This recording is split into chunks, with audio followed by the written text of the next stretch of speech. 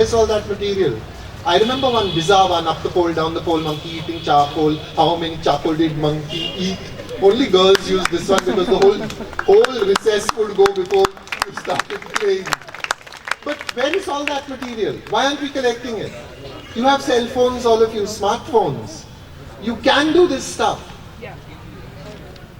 You can print poetry if you want. You can put out a book. You can open a blog and write and share your poems. I'm in Dharavi. I met a young man who wrote poetry and shared it on his cell phone. He was a Tamilian. He would write his poems on his cell phone and send them out because one of the companies had a 500 SMSs a day cell phone scheme.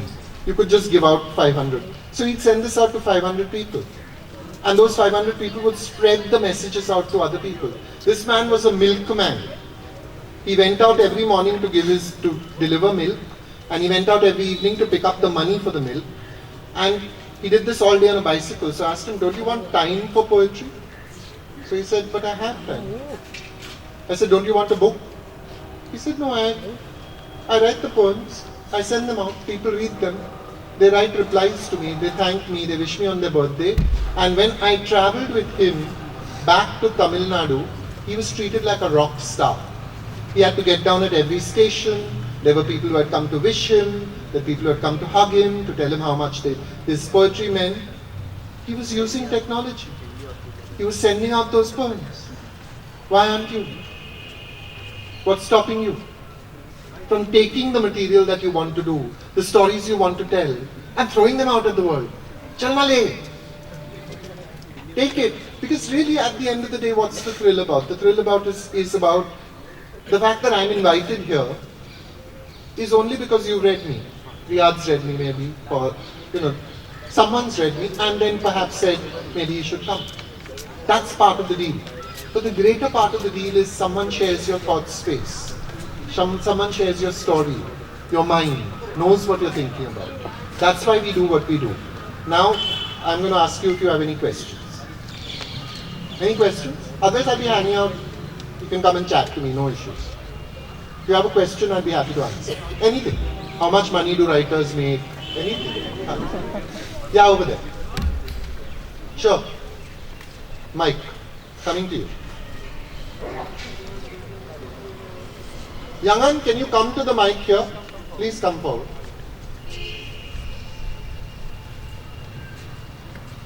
Amma. She's here. Sure.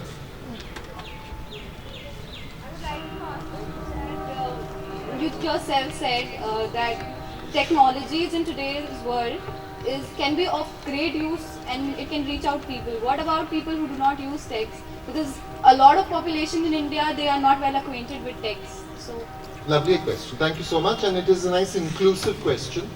The problem with the literary sphere is that we have 45% literacy in India to begin with. That means half the world is knocked out. Now let's even look at that 45% literacy. At one point they told us Kerala was 100% literate, remember? So I decided to do some investigation because I thought, if they're 100% literate, wow, that's good. And I found that literate meant they can read and write their own name and they can count from 1 to 10. That's literate. Our bar is so low. That's all we want from literacy. We are not saying they can read even their holy book. We're not even asking that. We're just saying, read and write your own name, 1 to 10 ho gaya. Literate, chal, tu aage badh. Now, as it is, there are going to be filters. But that hasn't stopped Indians. It hasn't. Radio, for instance, hugely powerful medium. The Voice, hugely powerful medium. All over the country, every morning, one person who can read the newspaper will sit and read it to everybody else. Communication will happen. The story will push its way out. It will get there. The stories your grandmother told you. Do you think they came out of books? She probably heard them from somebody else. Oral transmission. All you have to do is have faith. And somewhere that story is going to go and do what that story has to do. It has a fate. It has a destiny. You have to be able to trust that destiny to get past all the barriers that are being put up, including the barrier of technology. I'm not saying that it's the best possible solution. I'm saying it's one solution. Last mile will always be an issue. Any other questions? Yeah. Kennedy bro. How much time do we have left? Right. Sir, you just told us about IndianMotherStories.com and that you asked your Just starting, not yet. Don't go yes, looking for that you asked your students in your class to write an essay on their mothers. So, but there are many students who do not have their mothers, right? So, why don't we do it like IndianGuardianStories.com, preferably mother, but the students who do not have their mothers, they should also have the liberty to write that essay and Totally. join in the activity, right? Totally, 100%. And I've had lots of students. I had one student whose mother was it's difficult to say, but her mother had tried to kill her when she was very young. Okay? So she didn't want to write about her mother. She wanted to write about an aunt who had actually brought her up, who had taken her away from the setting because she was the 6th daughter. So her mother tried to kill her, so this aunt took her. And I said, that's fine. I had another one whose mother was dead and didn't want, so recently dead she couldn't do it. I said, do your grandmother. Grandmother was still alive. I'm fine as long as it's a woman in the family. I'm fine as long as it's a senior woman. I'm fine as long as it's a 5,000 word story. I'm fine as long as it's serious topic. It tells the story from different perspectives. There's work involved and there's hard work involved. I'm fine with that. The word mother itself is to be read as female protector of the young. And it is not about it is not only about biology, it's also sometimes as much nurture as it is nature. So a young man said his mother had only, he was gay, so he said his mother had only made him a liar. And he had never been able to tell her about, so he wanted to do the servant who had brought him up. And I said, that's fine, because and it became one of the most interesting stories of the year. So, yes, of course, the word, I'm only saying mother because, hey, she's there, right there, next to you. You can't have excuses. You can't say, I know. And then you have to look me in the eye and say, I don't care enough about my mother to write 5,000 words. Very difficult. They can come up and say, I don't care about journalism, I want to become a filmmaker, I'm not writing this. But they can't say, I don't care about my mother. So they're forced to write. Getting students to write, hugely difficult problem.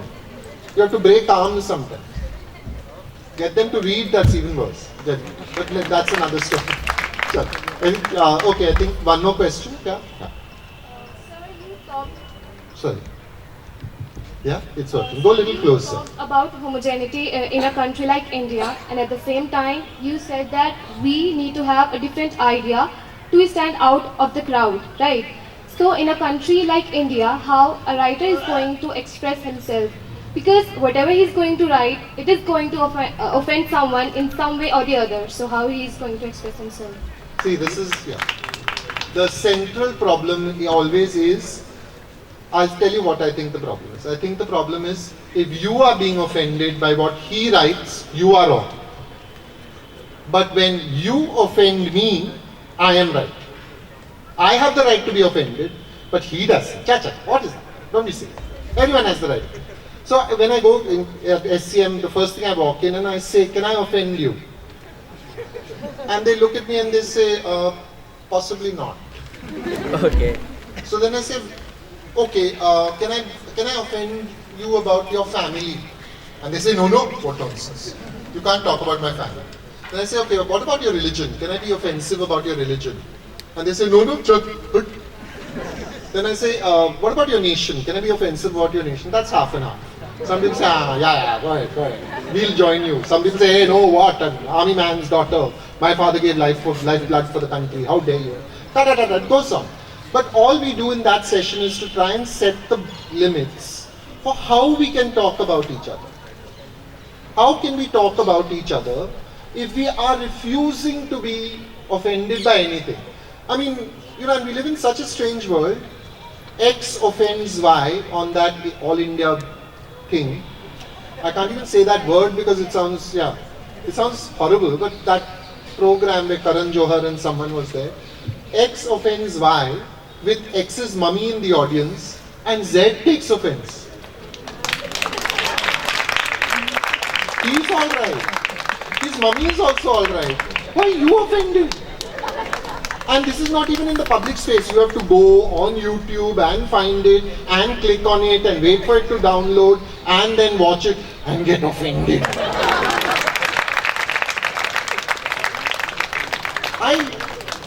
Sometimes I don't even understand what this is about actually. So, really, frankly speaking, I have no answer to your very valid question.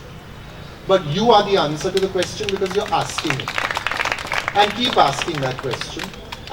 But also, please be very careful, young uns. Okay, you'll use Facebook and all these media very thoughtlessly sometimes. Okay? So, you have to understand that I am not encouraging you to be arrested. I am encouraging you to work on a world where it will be impossible for anyone to be arrested. And this is by personally saying, yes, this person offends me, but I'm not going to get angry. I'm going to listen and see if there's any element of truth in it.